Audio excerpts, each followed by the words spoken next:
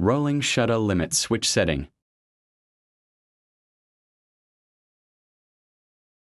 Hello everyone, welcome back to Auto Door Surgeon. In this video, I'm going to show you how to adjust the limit switches on a rolling shutter motor. These limit switches control the fully open and fully closed positions of the shutter. Correct adjustment is very important to prevent the shutter from traveling too far. Setting the opening limit. Now we will set the fully open position.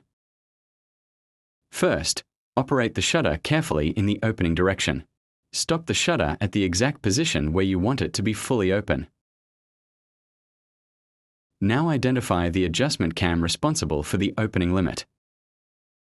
Loosen its locking mechanism slightly and adjust the cam until it operates the corresponding microswitch. You should hear or feel the microswitch click. Then tighten the adjustment mechanism securely.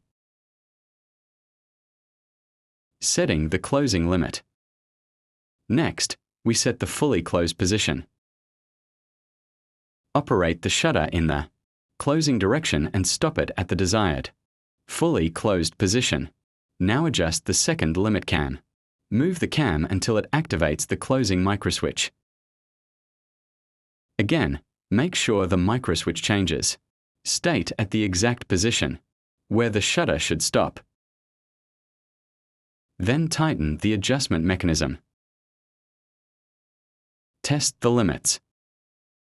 Now comes the most important part, testing. Run the shutter through a complete opening and closing cycle. Check that the shutter stops automatically at the correct fully open position. Then close the shutter and make sure it stops at the correct fully closed position. If the shutter stops too early or travels too far, make a small adjustment to the corresponding limit cam and test again. Important safety. Never make large adjustments while the motor is running. Before working inside the limit switch assembly, isolate the electrical power and follow the manufacturer's safety instructions.